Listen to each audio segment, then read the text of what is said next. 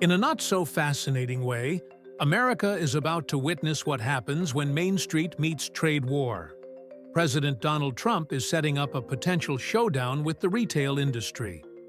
The global shift by Walmart and Trump's aggressive tariff policies have come together, causing a move that could lead to supply chain disruptions and job losses. However, how has the new development reshaped the landscape of American retail, and how has this triggered significant economic uncertainty across the nation? Join us as we unveil panic as Walmart leaves America amidst trade war, price war, and Trump's tariffs. Walmart, the nation's largest retailer and a household name synonymous with low prices, has reached an unusual crossroads. It is preparing its customers for price increases on a wide range of goods, from everyday essentials like bananas to larger ticket items like car seats. This shift marks a significant departure from Walmart's long-standing commitment to affordability as the cornerstone of its business strategy. In a recent conference call with the industry analysts, Walmart officials candidly admitted the increasing pressures from the tariffs under President Donald Trump's administration. The all-time high tariffs since the 1930s have created sharp cost pressures that even a retail Goliath like Walmart cannot absorb in full.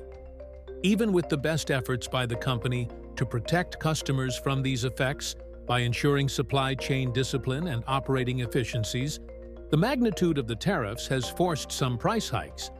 The announcement is another financial strain for Walmart's customer base, many of whom have already been grappling with rising inflation over the past 3 years. The company's leadership expressed concern about the compounding effects of these economic pressures, emphasizing their commitment to finding ways to soften the blow. "We're doing everything in our power to absorb these higher costs," executives told analysts, underscoring their focus on minimizing customer disruptions. However, the reality of tariff-driven price hikes introduces another layer of complexity to Walmart's operational dilemma, putting pressure on its hands to balance profitability and providing low everyday prices. It is a time of witness to greater economic forces reshaping consumer consumption, business models, and international trade relationships. Plying these roiling waters for Walmart will require some blend of innovation, agility, and relentless focus on meeting customers' wants. Following Trump's election, his administration's commitment to imposing sweeping tariffs on imported goods aimed to reduce the country's trade deficit and revitalize domestic industries.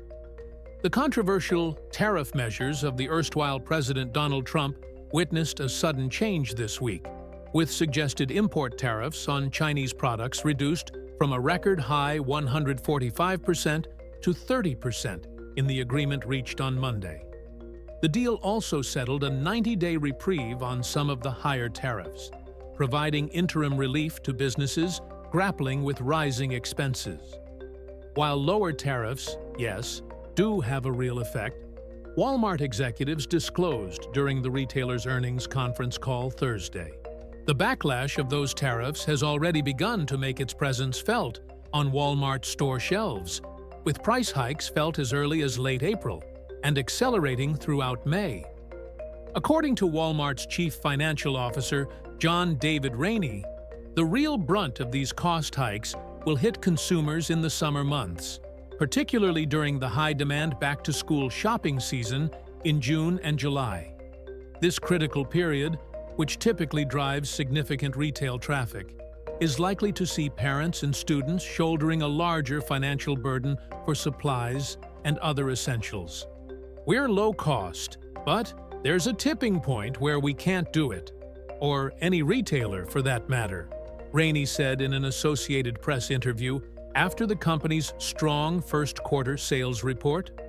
His words encapsulate the balancing act Walmart is performing in trying to maintain its brand positioning of affordability in the face of increasing costs across its supply chain.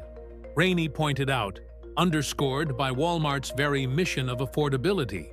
But He recognized the difficulty of maintaining that model in response to higher costs induced by tariffs. "Our model is everyday low prices, but there probably will be situations where prices will go up for customers," he admitted, describing the company's unappetizing reality under changing trade policies. He further added that Trump's first-term tariffs had brought about an inflationary state for purchasers, which further made it difficult for the company to operate. Despite robust revenue performance during the first quarter, the challenge of warding off the impact of tariffs without overloading customers with too much additional cost to their wallets highlights the challenge of retailers trying to operate in a world of uncertainty in terms of trade. Walmart's performance will be important not just for the company, but also for its customers, many of whom view the retailer as an anchor for their home budgets. Being among the biggest private importers in America, Walmart's dependence on foreign markets has been significant. According to the Observatory of Economic Complexity, Walmart imports the majority of its stock from China, which was among Trump's biggest targets of his aggressive trade reform policy. Supply chain reliance has exposed Walmart to huge fiscal woes emanating from tariffs, which compelled the retailer to rethink its supply chain strategy. In response to this, Walmart has responded through strategic measures to hedge against such challenges by diversifying its import sources. Although China is the primary import source, Walmart has augmented efforts in diversifying its customer base into India in an attempt to minimize exposure to trade policy risks and level out its customer base. Such a form of strategic realignment is a sign of Walmart's flexibility in shifting within the risky economic environment in an attempt to guarantee its competitive advantage in the retail sector. Also, as Bloomberg reported last week, the retail behemoth has attempted to persuade its Chinese suppliers to cut prices by up to 10%. The rationale is to dampen the inflationary effect of tariffs and maintain its affordability image. However, the attempt has been resisted aggressively. Individuals with knowledge of the negotiations who contacted Bloomberg on background explained that such price cuts are unlikely to be accepted. Many of the suppliers are already running on razor-thin margins, and a 2% cut alone could put some into a net deficit. Walmart is requesting a cut of this size, which would greatly worsen such financial pressures, leaving Walmart with little choice but to reject the request. The tension stemming from these negotiations has reportedly drawn the attention of the Chinese government. The South China Morning Post, inciting state media-backed social media publications, states that Chinese authorities have invited Walmart executives to the negotiating table. The aggressive negotiation could result in disciplinary actions against the company. Although inexact in nature, the disciplinary actions are worth the gamble Walmart makes in engaging in complex global trade relations. Similarly, while tariffs generate dislocation, Walmart would be well placed to better weather them than much of the rest of the competition, executives say. While some prices are inevitable, Walmart's business model and buying strategies offer some cushions against the wide-ranging impacts of trade measures. In a recent earnings call, Best Buy CEO Cory Barry has labeled price increases across the retail industry as highly likely, referencing the widespread susceptibility of firms that deal in foreign-produced products. Walmart, however, stands apart by its diversified supply and focus on domestic manufacturing. On its site, the company takes pride in declaring that 2/3 of the products in its United States stores are made, grown, or put together within the United States, and a whopping 93% of those are sold within Walmart Mexico. Such dependency on domestic supply chains lessens Walmart's vulnerability to the outright tariffs on imports from abroad. Another hedge in this regard for Walmart is its emphasis on food sales, a category less impacted by tariffs compared to non-food items. For Business Insider, Walmart's grocery business accounts for a large share of its total sales and is a steady and relatively tariff-resistant source of revenue. Although this is not so for others, such as Target, which is more dependent on imported products in categories such as apparel, electronics, and home furnishings, and hence would be more vulnerable to tariff-influenced price hikes. While Walmart's strategic positioning provides a cushion, the company is wary of possible ripple effects from continued trade tensions.